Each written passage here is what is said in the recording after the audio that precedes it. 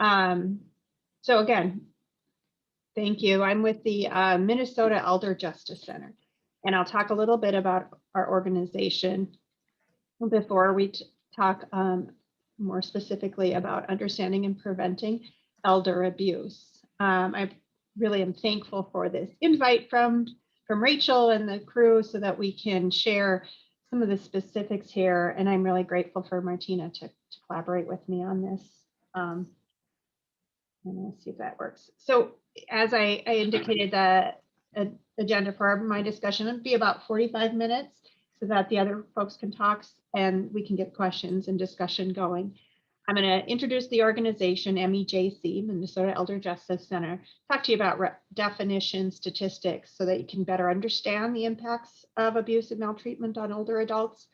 We're going to talk about the common dynamics of abuse in later life, unique barriers that exist for older adults in seeking assistance, and then we'll share reporting information. And Martina is really going to do a really robust discussion on that in the local level there. And we can talk about some additional resources, which you probably all are well aware of, but it's always good to ensure we have that portion included here.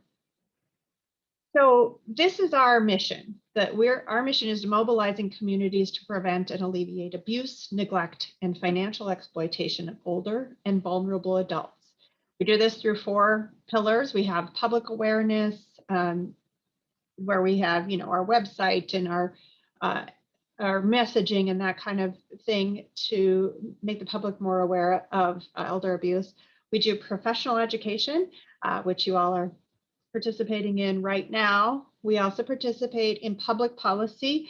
We have lobbying and there where they're working with the state and federal legislation, mostly state, of course, on public policy, ensuring that funding is there, ensuring that criminal statutes and civil statutes match the needs.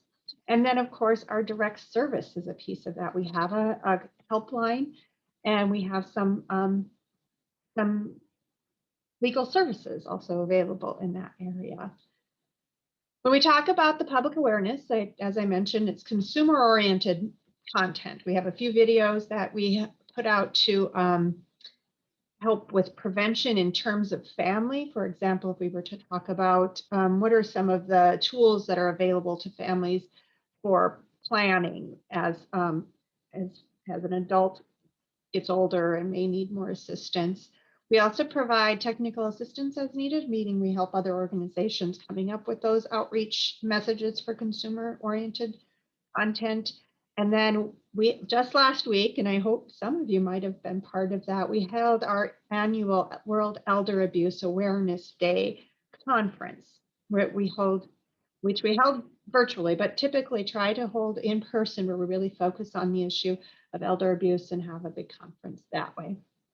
And then we have the professional education training and curricula that we hold in many fronts. We look at it from the general education about it, and then sometimes working with, we have a strong law enforcement contingency building, responding to specific crimes, working with financial institutions on the financial exploitation piece of it, and then the assistance with professionals who are working with victims and supporters. And we do hold weekly webinars. Typically, those are Thursdays at 1 o'clock. We try to hold it monthly. This summer, of course, because summer in the upper Midwest is precious to all of us, we all take a lot more time off. So it's a little harder to hold. We probably are going to have 2 in July and 2 in August.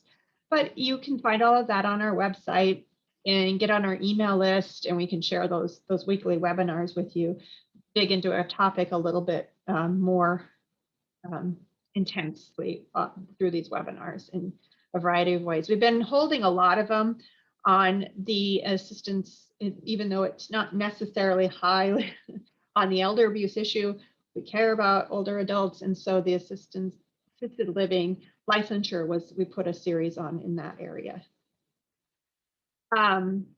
We, in our public policy work, legislative advocacy is there. We work in collaboration with a lot of organizations to do that systems change. Centers Partners is the term we've used for the organizations that are part of our collaborative work, ombudsman's, APS, AARP, those groups there. And then what's really a cornerstone of our work is that direct service piece. We provide victim-centered advocacy that falls into this area of, empowerment to the families and the victims. We do have a hotline or a helpline. It is not a hotline because it is not answered 24/7. It is there during the day, weekdays answered live, but typically it requires a call back if the calls come in after hours. But a lot of systems navigation and support that is led there.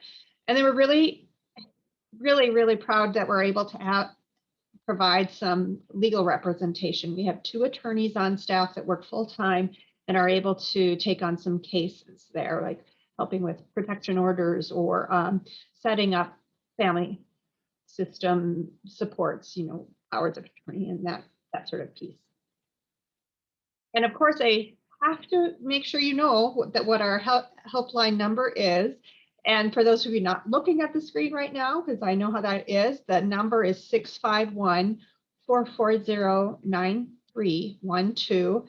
It is also something you can reach through our website through a contact us form. Again, it's a helpline, so you can leave it for somebody to contact you at another point there. And we're glad to have it fully funded so that we're able to provide the services to individuals and families at no cost at all. All our participants are able to receive this for free. We do have a spot on our website where you can find some COVID-19 specific information. Of course, things are changing a lot around this, but if you go to our website, you can see on the top there's a resources page, MEJC resources, and you'll find the COVID-19 resource sheets and information on that way. We know, and you probably know, one of the top calls we got during the past year was families' concerns about access to visitation. And so these are some of the resources that were put together to help address that. So moving on from what our organization does, let's talk a bit about elder abuse in general. So what we use as a term and a definition is any knowing, intentional, or negligent act by a caregiver or any other person that any other, I would thought it was trusted person, any other person, trusted person, non-trusted, whatever, causes harm or risk of harm to an older adult. Usually there's an ongoing relationship that has an expectation of trust, but we know that strangers can also commit these acts as well. I usually discuss this as seeing it as a cultural definition and not a legal definition, because though they may overlap, there are times where elder abuse happens that doesn't rise to the level of a criminal problem. Neglect is a crime, but like emotional abuse is usually not something that's easily identified as a criminal case, but it is still abusive behavior. And so when we talk about abuse, we know that it comes on a spectrum that is just harmful without criminal implications all the way to felony crimes. The prevalence of the abuse is hard to pin down. There is not the level of data that could be there to really identify it. As you can see, this one study from 2005 has indicated between 1 and 2 million adults in later life are victims of abuse. That's a pretty big span, but that's what the research was able to unearth. About 1 in 10 persons over the age of 60 are victims of elder abuse. There's also other data that indicates that 1 in 5 persons over the age of 65 are victims of elder abuse. So if we see that drastic doubling of the number by just an additional 5 years of a lifespan, you can indicate that the incidence and risk rise exponentially as somebody ages. And the estimate out there and research that they found is that in a year, a victim of elder financial abuse may lose up to $3 billion or close to $3 billion each year. So it's a great big financial loss annually in that case. We know that, as I indicated before, it's usually elder abuse is happening at the hands of somebody with an ongoing relationship and in a place of trust. And most of the time, the perpetrators are a family member, with about 57.9% of perpetrators being family members. Yet, like we do see most of the time, the news focuses on, and it's relevant. News articles related to the issue will be talking about strangers cams. And largely that's because they change constantly, and the way we kind of mitigate and get in between and shut down these new scams is keep the attention on them so that people don't fall for them thinking they are legitimate. So that's why we have this discrepancy between the majority of the cases and the majority of the stories around it. Perpetrators of elder abuse are most likely to be an adult child who is dependent, or who the elder might be dependent on, or else a spouse. So these are the common perpetrators. And that has been borne out in our data collected from the calls that we receive in our organization, that 55.7% of our contacts have found that the perpetrator is a family member, it's a spouse or intimate partner, or it's a friend. And domestic violence statutes in Minnesota do incorporate, like, family violence in general is considered domestic violence. And the most common type of victimization reported to our organization's calls are financial exploitation, with 68.4% of those calls. And of course, we'll talk about it more in depth a bit later, but many callers are experiencing more than one type of victimization. And now Martina is going to talk about local numbers and what you're seeing in there. Yeah, thank you. Hi, I'm Martina Johnson, and I'm the Adult and Home and Community-Based Services Supervisor at Cook County Public Health and Human Services. In the state of Minnesota, county health and human services agencies are mandated by the Minnesota Department of Human Services to safeguard vulnerable adults. Cook County Public Health and Human Services is considered by the Department of Human Services to be the lead investigative agency for responding to reports of adult maltreatment that occur within our county. I supervise two staff, Lynn Wright and Olivia Bonander, who provide adult protective services, or APS, in Cook County. I also provide backup to Lynn and Olivia by occasionally handling adult protection investigations, and I regularly provide consultation to them while they're working through investigations. And I wanted to just give a little bit of background as to what we do, and then I'll go into the statistics. APS has a statutory duty to offer adult protective services to safeguard the vulnerable adult and to conduct investigation of allegations of suspected maltreatment in appropriate cases. APS required duties include intake, response to emergency adult protective service notifications, and response to reports. APS is also statutorily responsible to coordinate a civil investigation with law enforcement when the civil allegation may also be criminal, and to respond to requests for investigative coordination or adult protective services when another civil lead investigative agency is responsible for the MARC report. So in the state of Minnesota, those civil lead investigative agencies are most often the County Health and Human Services Agency. We looked at 2020. Oh, sorry. Yeah, Martina, there's a quick question for those who may not know. Can you explain the statutory duty? Statutory duty essentially means that we are required by the statute that governs adult protection in Minnesota to provide services under that statute. I hope I'm explaining that correctly. And We might get into that more later on in this, but essentially we're mandated by the state to provide intake, respond to emergency adult protective service notifications, and respond to reports. We can't just say, we'd rather not look into that. We are mandated to look into things. Does that answer the question?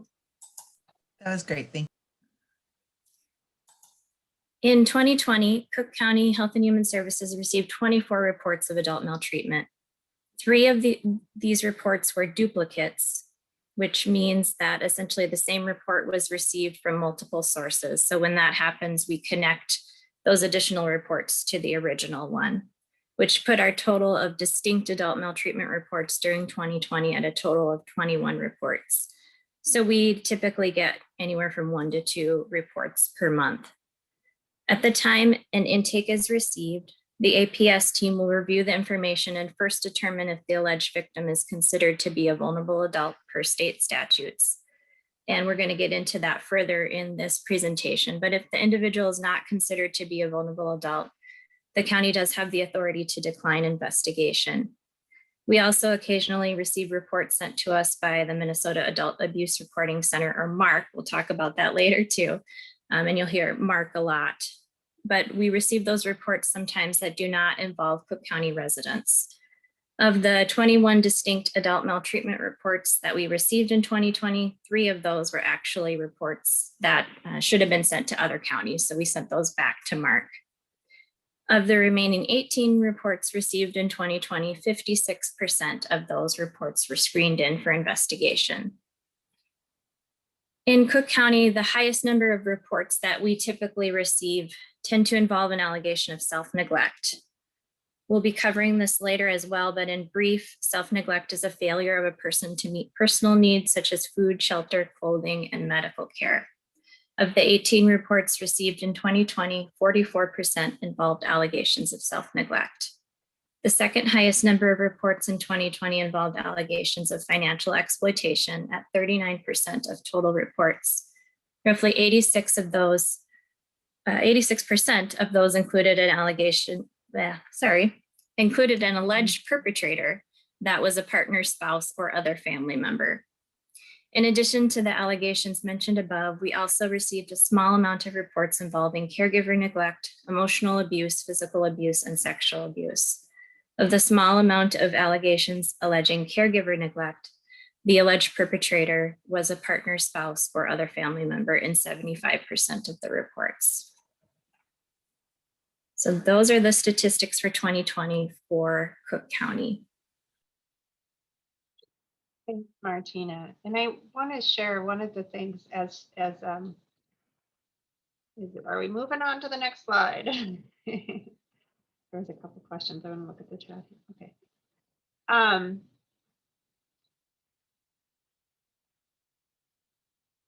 There we go. So what's interesting and important to note around the issue of elder abuse in those cases that we know about, that very few of them are ever reported to anybody. For every one case of elder abuse that is coming to the attention of any entity, there's about 23 cases that we never hear about.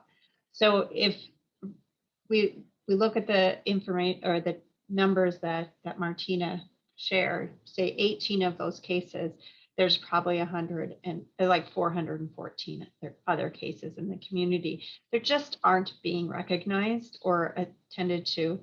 Some of it happens that the elders pass on and nobody ever knows about it. And I'll talk to a bit about why of that is, but realistically, they're responding to 1 or 2 cases a month, which really could be up to 50 cases a month that are actually happening. And it behooves us all to recognize them and being able to report them to the right entity so something can happen there. We know that this is going to continue to grow in our communities because people are aging and there's a large growth of older adults happening.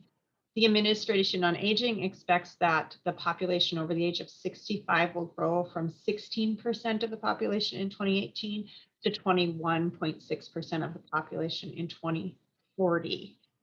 You look at this in the graph form of what this looks like. We're currently at past 2021, where there's 56.1 million persons over the age of 65.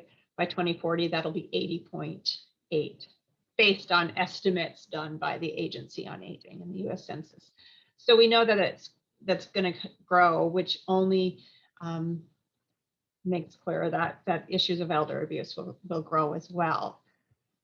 When we look at the data about percentages of persons over the age of 65 with a disability, that this indicates an issue of risk, that persons with some sort of disability are often dependent on others for their care, and those trusted people can be, as we indicated, the most likely perpetrators of abuse. I circled the cognitive difficulty piece because that is where the greatest risk lies, because it allows a perpetrator to be a lot more manipulative, that we won't believe the victim that much more. They won't even be able to sometimes share the incidents that are happening there. So about 8% of those people over the age of 65 will have cognitive difficulty and will increase their risk exponentially there. The types of abuse that can happen to elders is as varied as it happens to anybody else. There's domestic violence, physical, emotional, sexual, spiritual abuse, financial abuse, neglect, and self-neglect. These all are incidents that happen in elder abuse. But most of the time, these incidents don't happen independently. If somebody is perpetrating financial exploitation on an older adult, they also are likely also abusing them in other ways. Certainly emotional abuse is probably part of that. Neglect might be a big piece of it, and physical as well. And an example is somebody who is a caretaker who may be stealing the pain meds from the older adults to feed their own addiction. Means that older adult is probably not getting the medications they need, and their physical pain increases, as well as their quality of life and longevity and all of those. So that the finances may be something they're taking, but they're also taking their resources through medication and all of those things, and they're happening simultaneously. Rarely are you seeing one type of abuse emerging. It often happens presented in multiple forms. So it's always important, if you see one, to scratch the surface to see what else might be happening there. Some of the warning signs to note if there's elder abuse is thinking about changes in the behavior of the elder. If they're not showing up to appointments they usually were pretty consistent about, it might be some avoidance going on. They have maybe some chronic complaints or some repeated, accidental injuries. It might be something that's going on. They might also speak in like kind of a coded language without outwardly saying something's happening. They might hint at the possibility. Usually it's probably something they can't disclose openly, and so they're trying to share through hints in that way. And I see somebody asked what spiritual abuse is, and so I'll go back to that. Thanks. And every so often I'll get the alert. So even if I'm going back, spiritual abuse is often using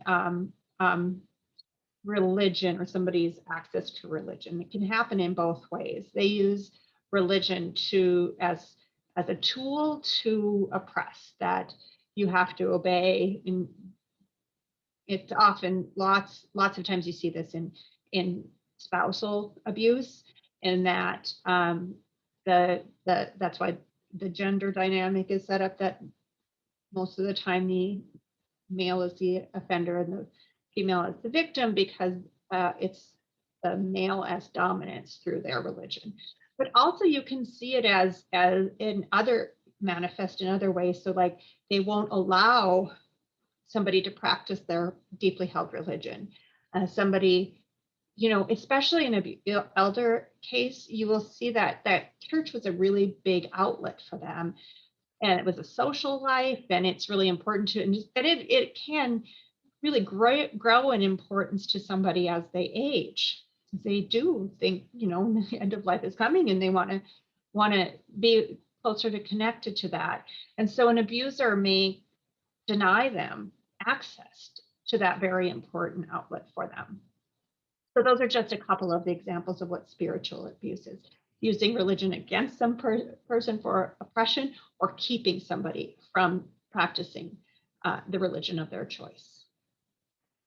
And that's why one of the signs could be if they stop attending church, and they used to do it a lot. That'd be one of those signs you want to look for.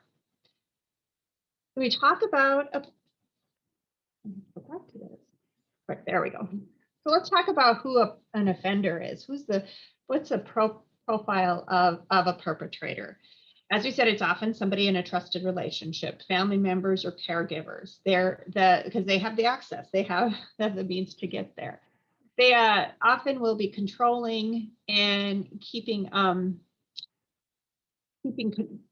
close contact with the offender, the victim, so that they're not revealed in many ways. They're always with the victim, and they're controlling their behavior. It's important to note that an offender who has behavioral health issues may be one of concern because of gambling or substance abuse. They are using the resources of the elder victim to feed their own addiction.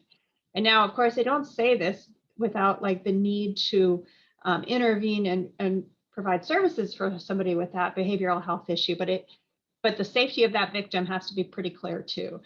Both of them have to be addressed, but we know that the process for getting help for somebody who has a behavioral health issue is long and trying. We have to prioritize the safety of the victim, and then work through behavioral health concerns of the other person. And just look for unusual relationships. What are some of these odd things that they seem to be doing, keeping them from seeing other people who are important to them, interference in activities that they used to enjoy.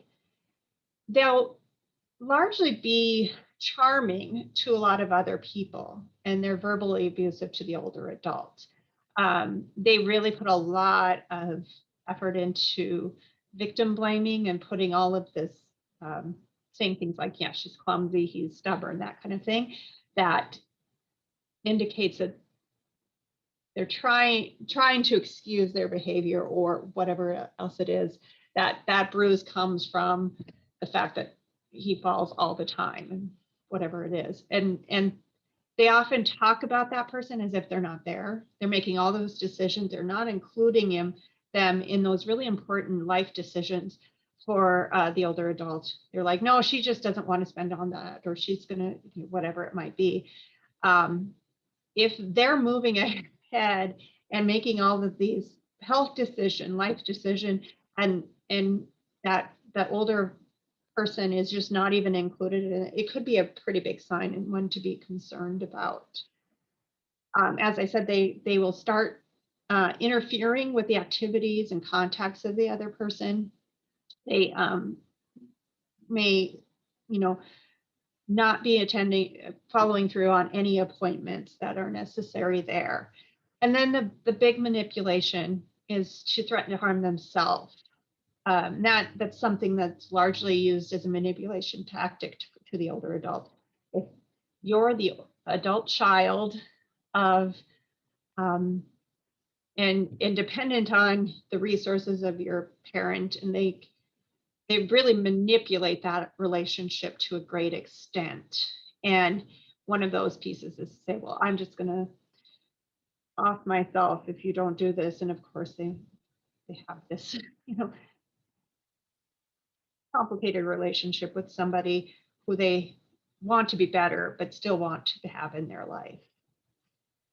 So as many of you seem to be, engaged in services, you may wonder, may see a couple of things and probably have experiences where you had the questions.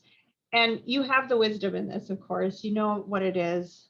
You may not see, you might have just a gut check going on there, but start looking for those patterns that somebody's trying to explain away on other causes. It's the patterns or clusters that are really going to suggest that there's a true problem. One of the greatest tools you have are each other and other service providers or helpers that are there. Is if you were to talk to them and say, I don't really feel good about where this is. Can I talk to you about it? What should we do? And don't let them just sit with yourself. Reach out to other people who can help you. As I said, we have our victim services line. We will have answer calls to anybody who just maybe want to talk through, like an example. And self-neglect is one of those really challenging ones where I think it was somebody who worked in the fire department who kept kind of getting calls about a house that was, looked dangerous. And they really felt like it was a neglect issue going on. And they called our helpline, who kind of talked through what are some of these pieces.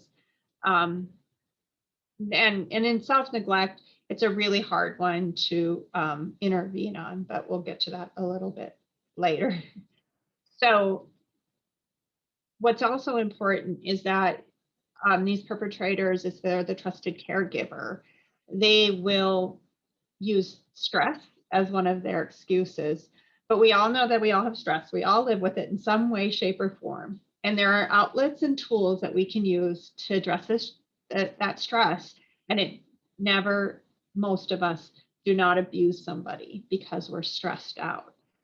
They know who they're targeting. They're only abusing the one person. It's not happening in every place they go. If they're able to go about their normal life and interact with most people without abusing, they can also do that with the older adult. They're making a choice and they're using this as an excuse. And if we give in to this idea that the stress that leads to this, then we're not holding offenders accountable, that we're saying that there's no consequences.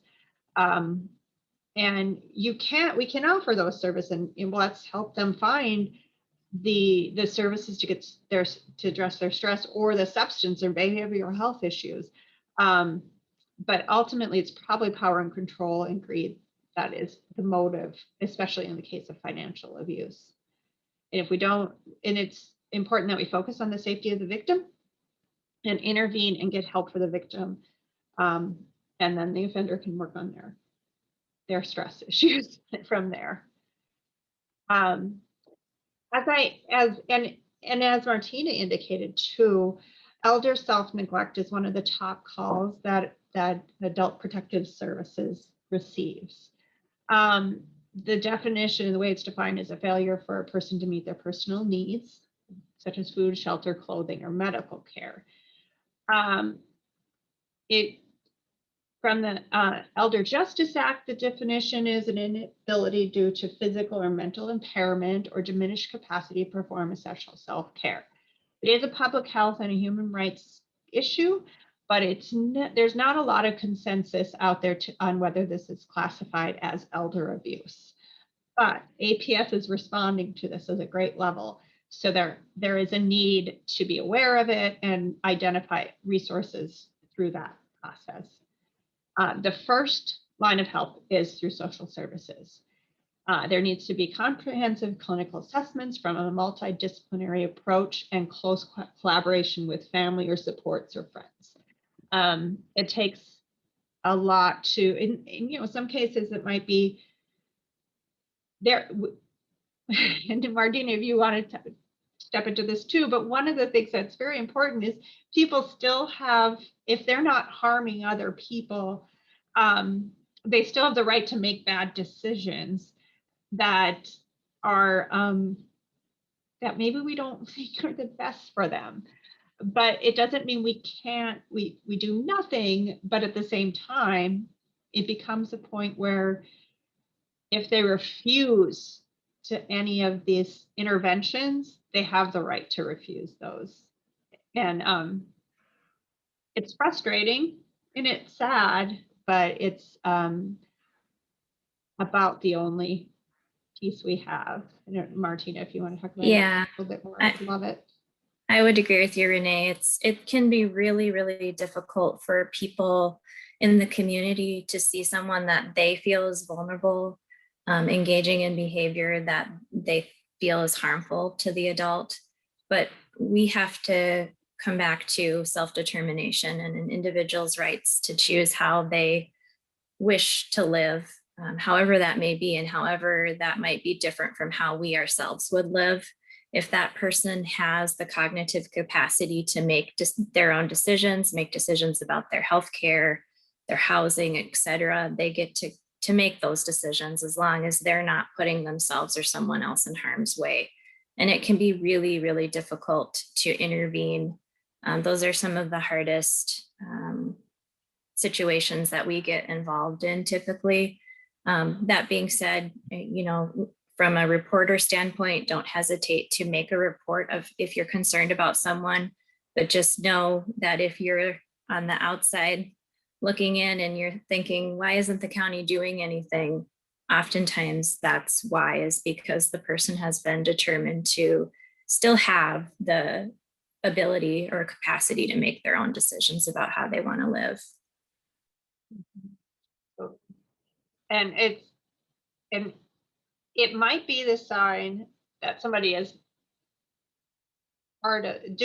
neglectful of them, and that maybe they don't have the services they need, and that could be resolved, but it doesn't necessarily always end that way. Right. It allows us to get a foot in the door and just talk with the person and offer services, or just see what else might be going on. Yeah. Now, a little on the statute, the Vulnerable Adult Act. Martina, you were going to talk about these two definitions, categorical and functional, and because that's really important to whether you can intervene. Absolutely right. Right. So this goes back to that question, Rachel, about statutory duty. And this is the statute that governs adult protective services in the state of Minnesota, 626.5572.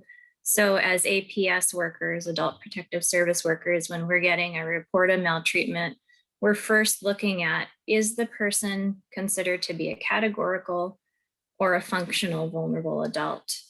So categorical would be anybody that's an inpatient at a facility. It doesn't matter what your status is outside of the facility. So if you go into a hospital to have surgery while you are a patient in that facility, you are protected under the Vulnerable Adult Act. And if anything happens to you while you're in that facility, it could be investigated under this statute.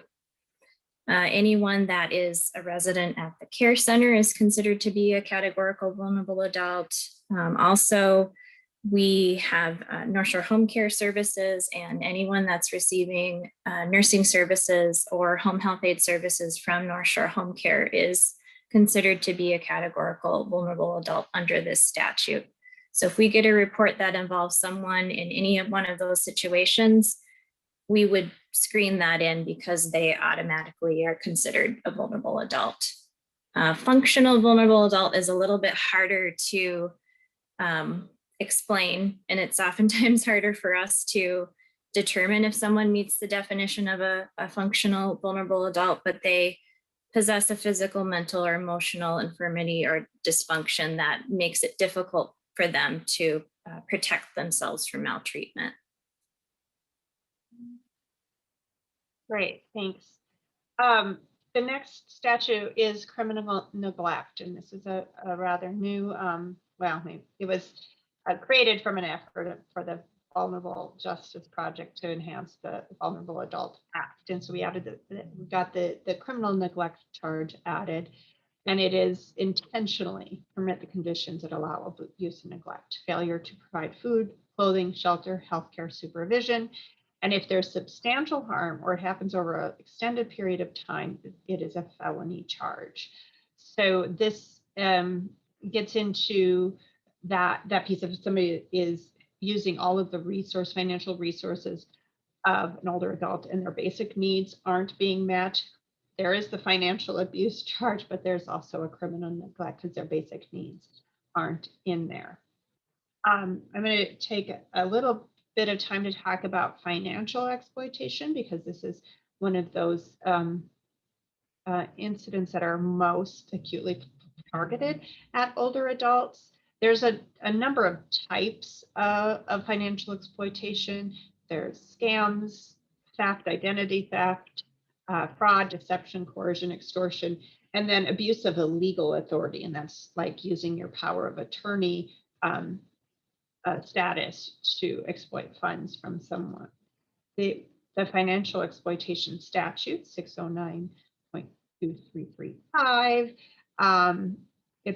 This is in addition to identifying theft and other bases for charges. We have the breach of fiduciary duty as the power of attorney, the use of property for something other than the benefit of the vulnerable adult, like you're using their car for your own purposes without permission, fails to use property for the benefit of the adult and deprives them of their financial resources. This is what the statute has defined in that way. The warning signs in this case is really going to be about changes in their spending habits or patterns, that there's a new power of attorney document created. Maybe it doesn't seem to have a reasoning for it, that it's just come that way. The use of the funds is just erratic, and maybe they start selling their valuables without their knowing. And of course, a big one to know is if somebody with a known gambling, drug, or alcohol dependency becomes much more involved in that person's life, it might be a sign that there's some financial abuse coming there. They're signing documents that they maybe don't seem super comfortable. This also could be there. So what happens when somebody does start having cognitive disabilities or have their abilities reduced? They may need help with their finances. They may not be able to do it along the way. So they may need a fiduciary. And a fiduciary is somebody who will manage that money and property. And they do have 4 duties. They have to work in the best interest of the persons helping them. They have to manage that properly, and they have to keep records of it, and they have to keep their resources separate. It becomes a crime if they start using those funds for their own benefit, or commingling those funds. They need to be completely separate and well documented. It's really important when a family does this, or when somebody an older adult needs somebody to step in, they really have to look at who and why. Or are they able to do most of it? Maybe just want somebody to help them through that. Maybe they don't need an official fiduciary, but a helper. But if it becomes a point where they need a fiduciary is needed, you really have to look at the qualities of a person and make sure that they can meet these standards of trustworthy, responsibility, empathy, organization, just somebody who matches their values as well. Are the spending patterns going to be similar to the older adult, that they will be as frugal or whatever as the adult might be? And of course, it's super important that they're available, that they have the time and the willingness to take on this role. That what's important and there's a colleague that we had who got involved in this work because her sister was the power of attorney for her parents and stopped paying her parents' bills and used the money for her own resources. And it wasn't until like the nursing home, both parents had some sort of the mother had Alzheimer's, dad dementia. So they needed the support and the help, and they were in a nursing home and somebody needed to pay the bills with their resources. And this one sibling took on that role, but they didn't put the checks and balances in place that could have maybe, because they trusted the sister, but the sister started using the money for her own purposes, and the bills didn't get paid. And eventually they found out because the nursing home was about ready to evict for non-payment. They were able to receive legal support from law enforcement and prosecutors and charge, but the money was lost. And that's the big process, is that elder adults aren't able to recoup these funds. There's no way that they can build up another savings account, especially if they're retired. So once those funds are gone, they're often gone for good. These are some of the common consumer scams, some of those stranger scams that exist. You've probably all seen them, and they change all the time. So it's important to kind of keep an eye on that. And now I want to talk a little bit about why we're really not, well, when we said that for every case we hear about, 23 are not reported. And a lot of those reasons are really tied to the pride and shame that somebody who is being abused may feel.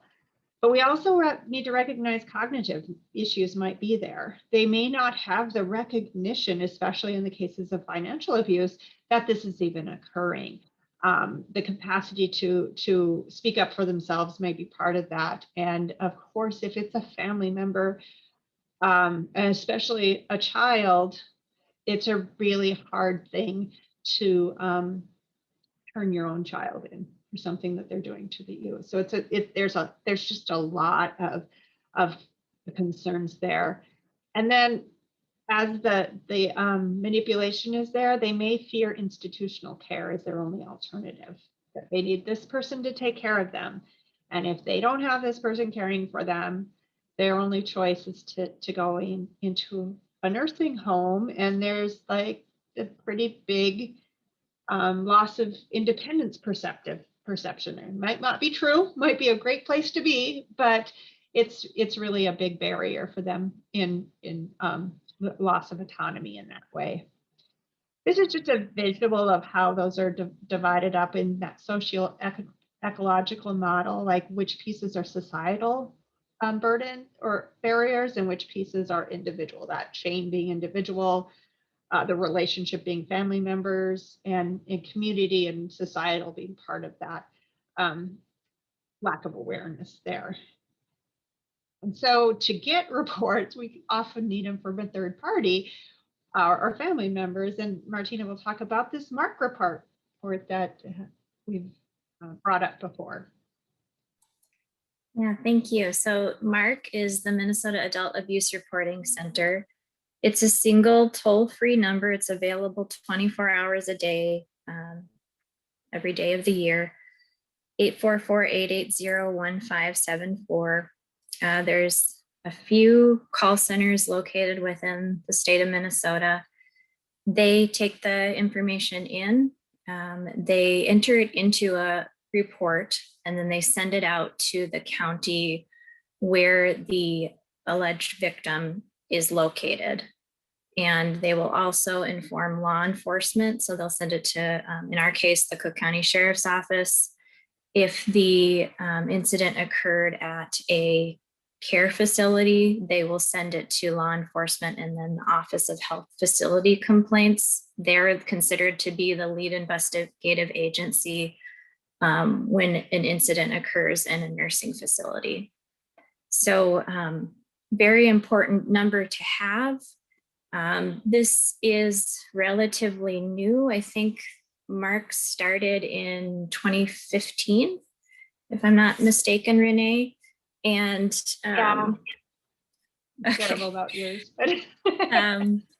And it was a shift for our local people who really liked to be able to just call us and make reports because they know us. Our local providers know us and had that trust. But it's a really important mechanism to have in place because it allows for data collection. So it ensures that all reports get passed along instead of local agencies essentially screening them out before they even put it in the system because they know, for instance, Jane Doe is not a vulnerable adult.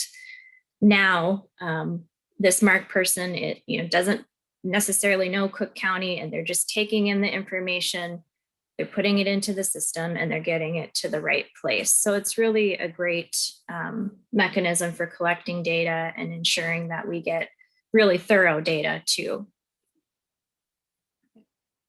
And we do have mandatory reporting in Minnesota. And in essence, those who are mandated reporters are people who are licensed to provide services at some level. And you see the list here, but really it's clear every single one of us are volunteer reporters. That MARC report is open to anyone in the community. If you're a neighbor and here's something you think is concerned, you are a volunteer reporter, and you can call that line and get in touch with the right person.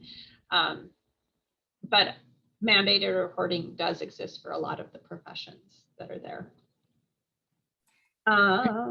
Renee, so can I just interject something there? Sorry. Just for the mandated reporters, I put a link in the chat. That's going to be your link to making an online mandated report. So if you are a volunteer reporter, then you would call the MARC line. If you're a mandated reporter, it's best to actually make the online report directly to MARC. So I put the link in the chat. Great, thanks, Martina. It's wonderful. And then to kind of these are a few of the resources that exist to address elder abuse. We have the Senior Linkage Line, the Minnesota. The Department of Commerce, let me just say that, right, does have a senior help department that helps, I think it's Safe Seniors, address some of that financial exploitation. The Ombudsman, mostly connected to assisted living issues, and Cornerstone, Minnesota. And then some of the national resources, and of course, MEJC and APS are, as we've been here talking, of course, our resources. And then the National Center for Elder Abuse, the Consumer Financial Protection Bureau is there. One of the really great tools they have that we like to share is they have a managing someone else's money resource, and it really helps somebody who's going to be a fiduciary understand what those roles are and how to do it well.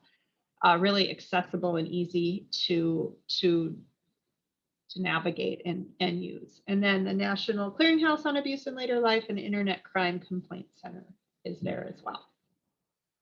And so with that, I close out, and we really are a society that we have to work together as a building, and these pillars are all part of our work to address elder abuse. Every person on this list is part of the solution here. Again, I will note that this is our access our victim services advocate, this phone number and the contact us form on our website, which is on this page. The elderjusticemn.org is our website. We do have social media accounts on Facebook and Twitter. You could go to the contact us link on our website to both find not only access victim services, but get on our mailing list, and we could share what we're up to. And so with that, I want to thank you all for being giving us this time. Oops. I wanted to share, now I'm going to stop sharing, I guess. I want to share a link so you can give some feedback on this presentation as well. So I'm going to put that in the chat. And let's open to, like, I don't know if we went over time, so if we need to move to another person, or we can take questions. We don't have any questions in the chat, but I would encourage you to put them in there. You're also welcome to unmute yourself and speak if you want to for a second. And then otherwise we'll go on to the next person, depending on if there's questions. Yeah, and I don't want to seem rude, but I do have to jump off at about 12:45 while others, but you got good time. I'm grateful for this time, and I'll listen to everybody I can for as long as I can.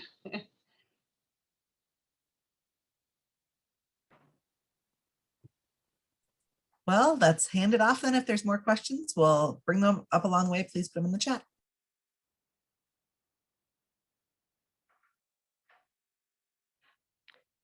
All right, is this when I'm supposed to talk now then? Yes, please. Oh, boy, okay. Well, I'm actually going to begin with a question. Um, I know that one of the things that we hear from our volunteers, and I'll explain more about I'm Christy John, and I'm the program and volunteer coordinator from Care Partners. I'll tell you what that means in a minute. And I know that sometimes our volunteers are really worried about whether they should make that call. So can you help me know, Martina, one of the things that we sometimes say is that if they are concerned, first of all, we always tell them to call us, and then we have an RN on staff and we can discuss it. Is it okay for us to suggest that if they're trying to figure this out, should they contact the county? Can they contact Mark? Can they contact you guys, Renee? I think any of those options are just fine. We're always I happy would- to consult. Yeah, I would say that our advocacy line, that's not an official where you're going to file a report, but it certainly is where you can get the support and like kind of, as I said, if that's not sitting right and you want to talk it through, our advocates would be a great resource there. Yeah, I Not guess I quite would. ready for the official. Right. And I worry sometimes that I would rather have someone talk to somebody else first than to just decide, no, I'm not, this is too scary and I'm not going to report. So, well, with that being said, Christy, can I jump in there for a please moment? do.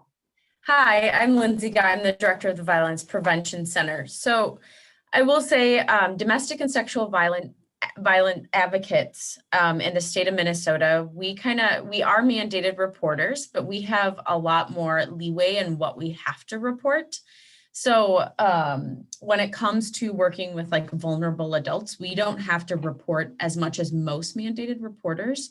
So sometimes if people are worried about calling to talk to someone, and then if it's going to have to be a mandated report, and they're not sure if that's like the right avenue for them, they can always give the VPC a call, or Grand Portage Human Services has a domestic and sexual violence advocate, Jackie, and we can kind of also walk them through that process as well, just to chat about things. So that's just another avenue, another option. Lindsay and everybody else, there's some follow-up questions that came up with that.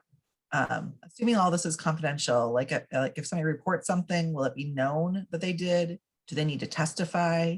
What is required of them after they've brought something up? Yeah, I can speak to that. I'm sorry that I didn't cover that before.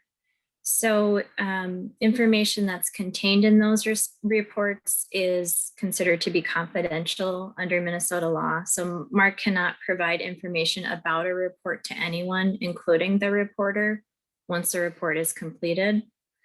The reporter's information is confidential. It cannot be shared with anyone unless they wish to let that alleged victim know, hey, I was the one that made the report. It's not shared, it's confidential, and it cannot be shared.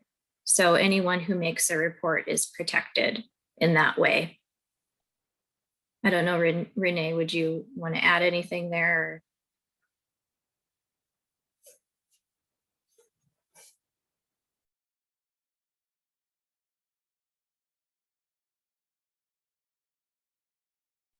Oh, sorry. No, I wasn't.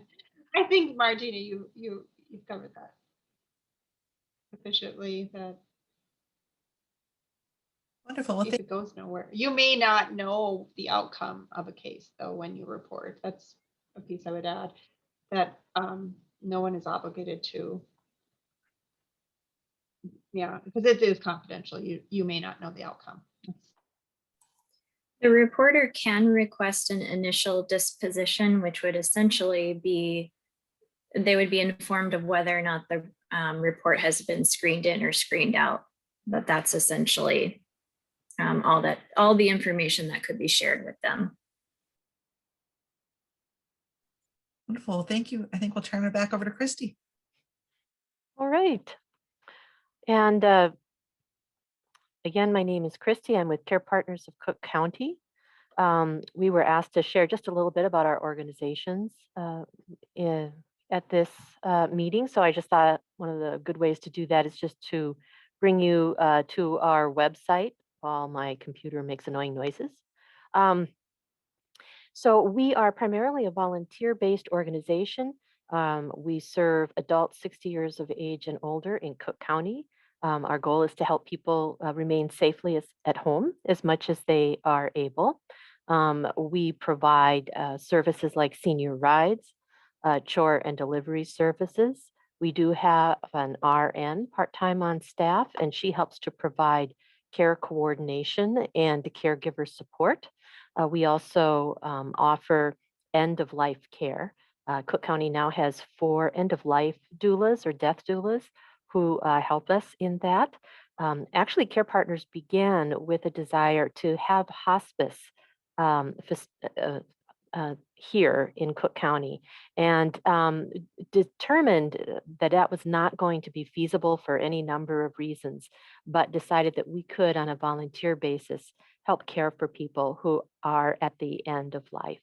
And so that is an important part of what we do. We also have volunteer companions who can visit older adults in their homes, or sometimes they go and do fun things with them, maybe meet for coffee or go for a walk. This is also not only of a benefit to the older adult, but also sometimes it can provide really helpful respite for caregivers as well. We also provide education and advocacy through programs like this and others. We are someone who trains in Dementia Friends, and other programs that we have and classes that we teach here. And we also have aging resources. So one thing that I just want to point out real quick that we do have on our website, if you go to our resources page, you can find a aging services directory for Cook County that includes information about places that seniors can go to get the help that they need. As far as Care Partners and reporting, I like to say that we may not be, our volunteers may not be legally mandatory reporters, but we are ethically mandatory reporters. We have an incredible privilege of being with and providing assistance to the older adults in our county. And with that privilege comes some responsibilities. And one of them is to keep an eye out for them and with them and to advocate on their behalf. So we always say, if in doubt, tell us, report, please let us know. We always assure people that if they report, it is not going to be like some scene from a reality television show where suddenly there will be sirens and, people will be swooping in and they're going to say, that person over there, they're the ones that reported this. No, that's not going to happen. What we're doing is providing what we see, and then people who are trained and understand can sift through all of that information and help to make the good choices that need to be made on behalf of our seniors. So I guess that's about what I've got. Perfect. Christy, we have a question that came up. Sure. A friend that is a caregiver for their partner. Are there any support groups here in Cook County for caregivers like them? Yeah, so right now we do have a virtual caregiver support group. When we are back to being in person, it will be in Tofte.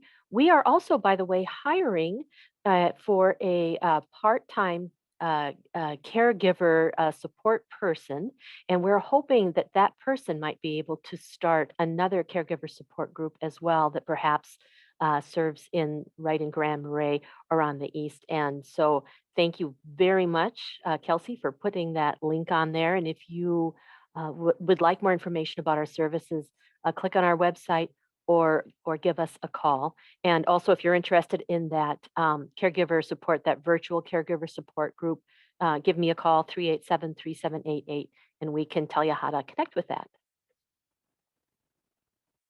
Wonderful. And I just want to highlight really quick for those people, there's also a respite volunteer. So there might be, there's a concern about not being able to attend something based on not being able to leave a partner. That's a great thing to know.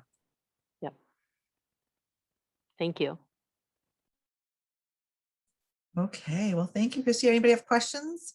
You can unmute yourself or you can toss those into the chat.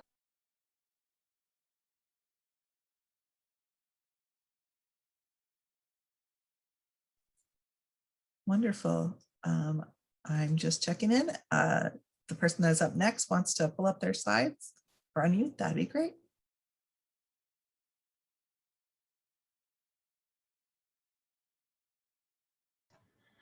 Hi, my name is Brittany Anderson. I work in mental health for Grand Portage Human Services.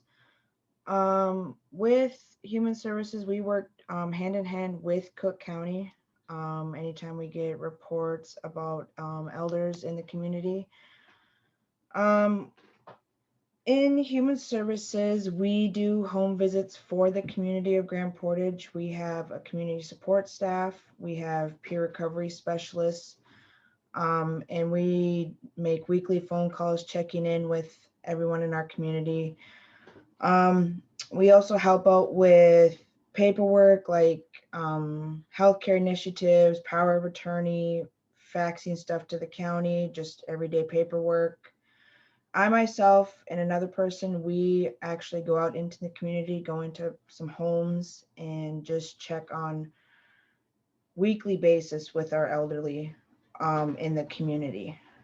And then we also help out with our food shelf program, which anybody in the community can qualify for. You just stop here. Yeah, that's pretty much what we do here for Human Services. Wonderful. Well, thank you. Any questions for about Grand Portage? They also just got a great new website up and running. So I put that into the chat. It's a great way to find details if you were missing out on the information before. And I'm sure Brittany would love to have you give her a call or send her an email if you have follow-up questions as well. It looks like you're up, Lindsay.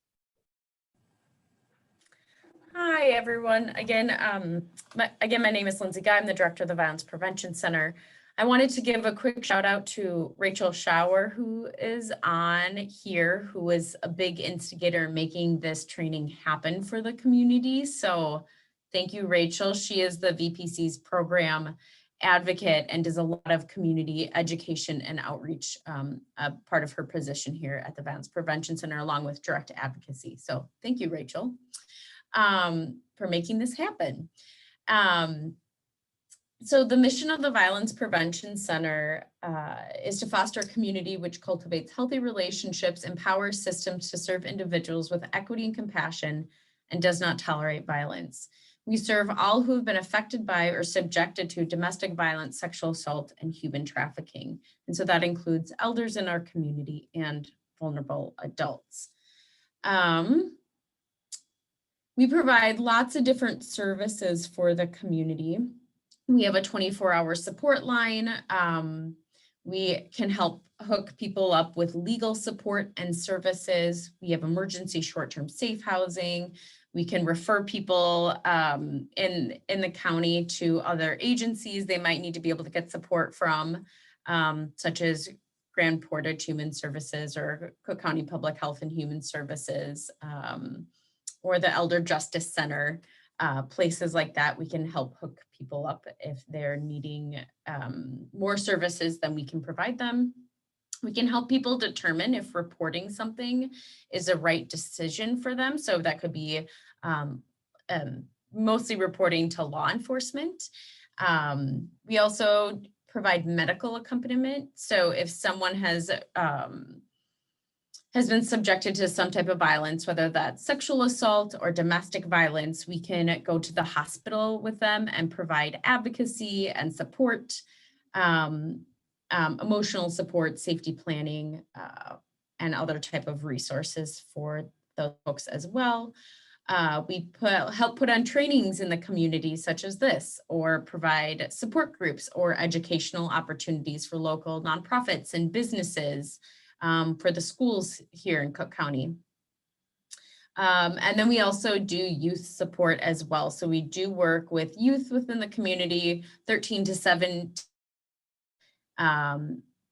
in confidential ways and they don't need parental permission to receive services here from ages 13 to 17 years old. So those are kind of the services we provide.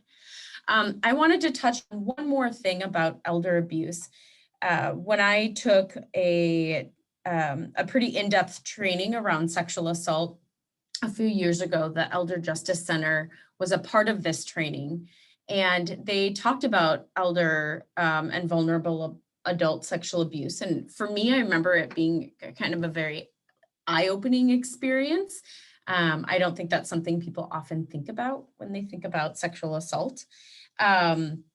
And so I was able to actually found my notes from that training. And I just wanted to give some examples of elder sexual abuse that might happen. So it could be something from making demeaning remarks about intimate body parts.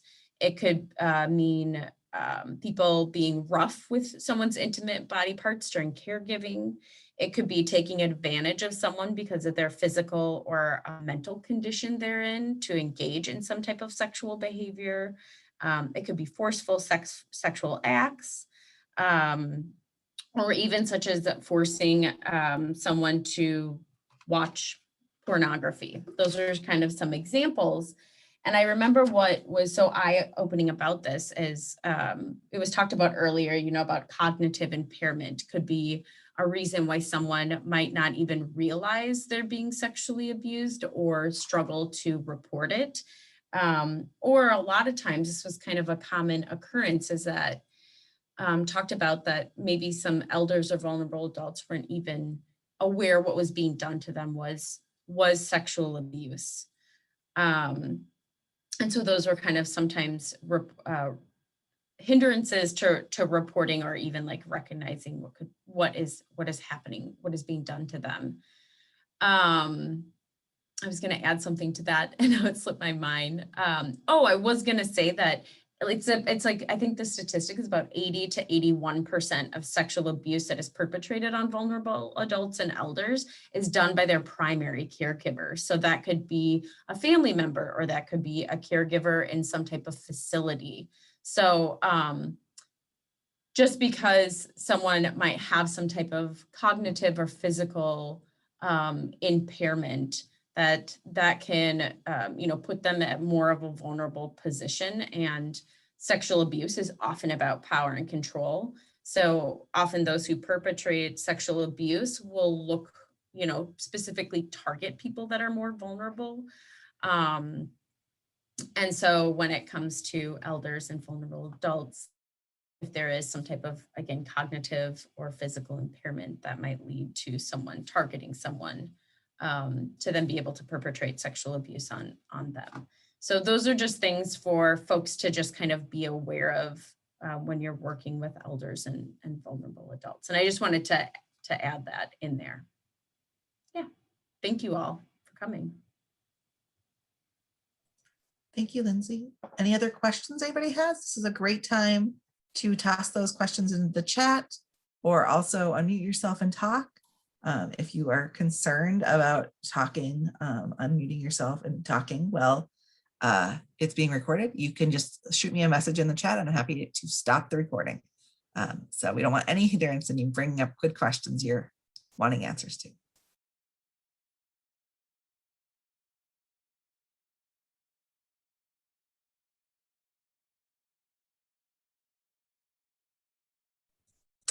Well, I'll ask a question.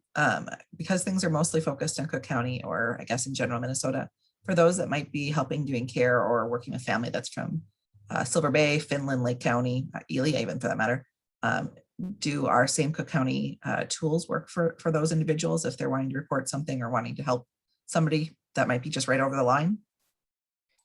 Yeah, so the nice thing about MARC is that it's statewide. So anywhere in the state, that would be the number that you would call in to make a report of concern. And then MARC, Minnesota Adult Abuse Reporting Center, sorry, I live in a world of acronyms, so I use them frequently. When you call the call center, the call center operators will take the information in and they'll get it to the right county. If they send it to the wrong county, which does happen, we get probably 2 reports a year that are supposed to be in St. Louis County because it's Cook, Minnesota.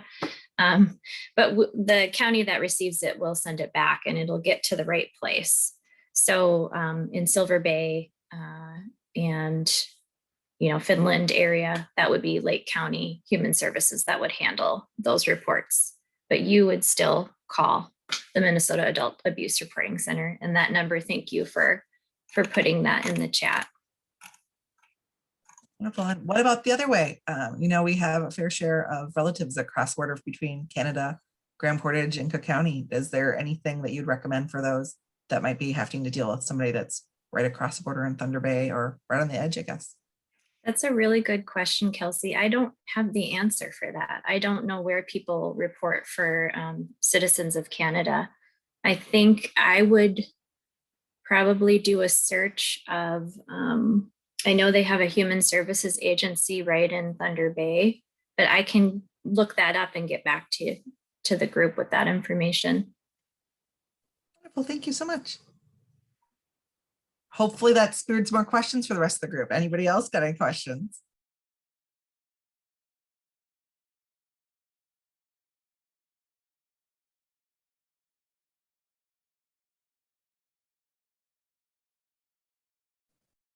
Well, those that were speaking today, anything that you get that's a common question, maybe that wasn't for you that you're getting for other people, that's always a good way to bring up those questions that you get commonly.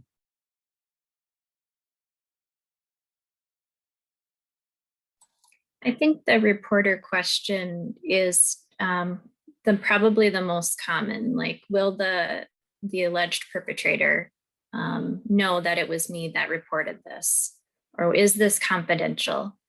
And we just do a lot of reassuring that yes, it is. And reporters can be anonymous. It's really helpful for reporters to include their information so that we as the investigative agency can follow up with them and ask more questions. Sometimes we receive the report and it's not thorough enough for us to know how to proceed. So having that reporter's contact information is really valuable.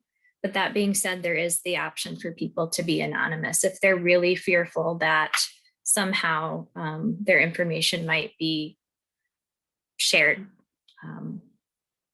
They can be anonymous. So just wanting people to know that that's an option too. We don't want there to be any barriers to reporting. Martina, maybe you have an answer for this one too, but as our community often has visitors in the area, and sometimes for longer terms than just a week or two.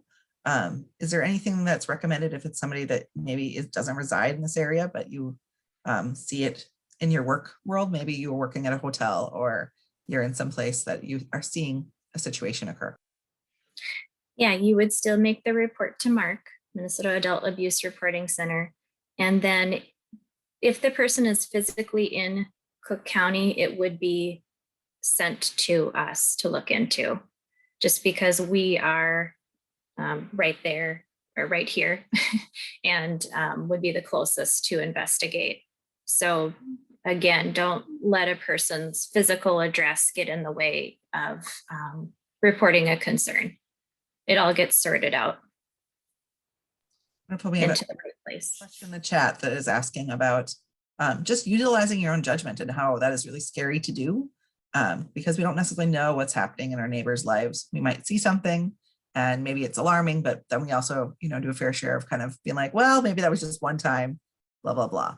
How do we navigate that? How do we find a way to feel secure in our judgment, at least to bring it up enough, feel solid enough to bring it to you? That's really hard. That's a hard place to be when you aren't sure what's going on next door. You might hear things or see things that are concerning to you, but you don't know if it's essentially crossed that line because you're not there physically observing it. But again, I guess I want to impress, like, don't be afraid to to reach out to someone, one of the entities that are here, Violence Prevention Center, Health and Human Services, Grand Portage, Human Services, Care Partners, if you have questions, whether or not something might be a vulnerable adult situation, you can always consult with one of us. We can talk it through and let you know our thoughts as to whether or not it should be reported. Also, we always impress erring on the side of caution. Making a report is not like Christy, that was a great example, does not mean that lights and sirens are going to come and, this person is going to be swarmed and in trouble. We like to take a really gentle approach with people. It's more of, hey, we've received report of concern. We're just interested in learning more about what's going on. And we are really focused on not penalizing people, but connecting people with resources, because a lot of times when neglect or abuse happens, it could be happening because the person doesn't have the resources that they need to reduce the issues in their life. Or I think Renee did a really good job of talking about caregiver stress. It's not an excuse, but it could be a reason why someone is struggling as a caregiver.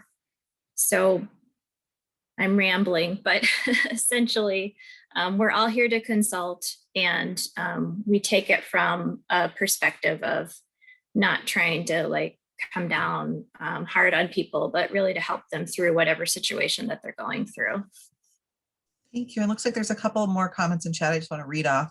One is you can call VPC, the Violence Prevention Center, anonymously to get information before choosing to report or not, which might give somebody some stability and feeling like they are comfortable to move forward. So it's a great choice. And then also it was mentioned, in someone relocates after the report, going home after vacation, seasonal job, relocating for other reasons, their team will work with the individual to connect with resources in the location they are moving to. So it's not like if you just report it and they leave the area that there's no more services for them.